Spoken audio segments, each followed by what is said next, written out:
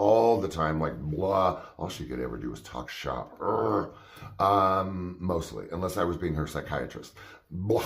Anyway, and that's kind of near the Beverly Center, down from Boys Town, which, West Hollywood Central. So then there was the Hollywood Boulevard one across from the Chinese Theater. Now that slowly became a very touristy one, had a taste of it early on. It was actually, if you watched the movie Myra Breckinridge, which was my favorite book at 12, don't ask, she's dancing in front of Hamburger Hamlet, Raquel Welch. Watch it in the beginning where she's skipping around. That's Hamburger Hamlet on Hollywood Boulevard. So then they had one in Beverly Hills on Bedford. They had one far out on National, kind of by the freeway. They had, the famous one on Van Nuys in the Valley.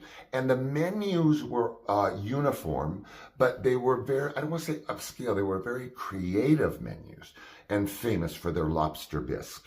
Hamburger Hamlet would not give out their recipe, and you couldn't take it home because they were so weird about their lobster bisque recipe, because it was the best lobster bisque you could ever get anywhere.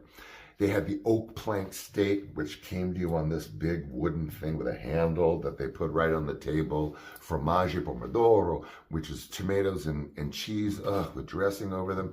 So, and the best burgers in town, and each of the burgers had a special name that were so memorable. So like I said, if you were in Angelino up to a certain point of its closure, and you, of course, go back at least post 1950, if you don't know Hamburger Hamlet, I really want to know what rock you've been hiding under. Because it's not even everybody who's anybody. You couldn't miss them. And like I said, it was like, the proliferation of them. Oh, so then there was the Westwood Village one.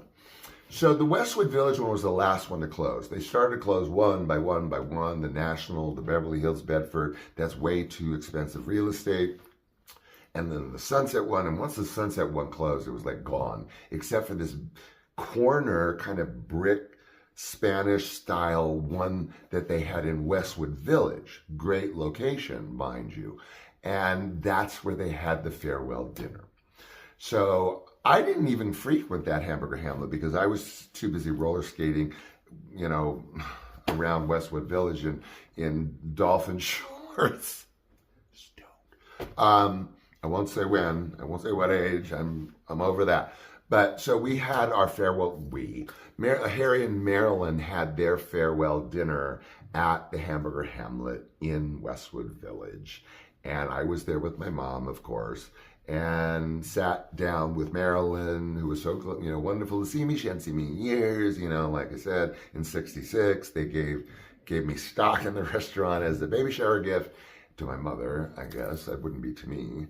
It was to me. Nevertheless, it was a great dinner. Marilyn was very interested in my social work because she knew it was HIV related. She was always a very savvy woman. It was great to see Harry.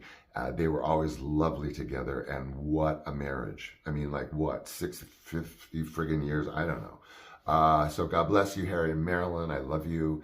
And I hope I did justice to Hamburger Hamlet. People need to know this was the go-to place. Like I said, 50% of the time, if it was where do we go, it was let's just go to Hamburger Hamlet.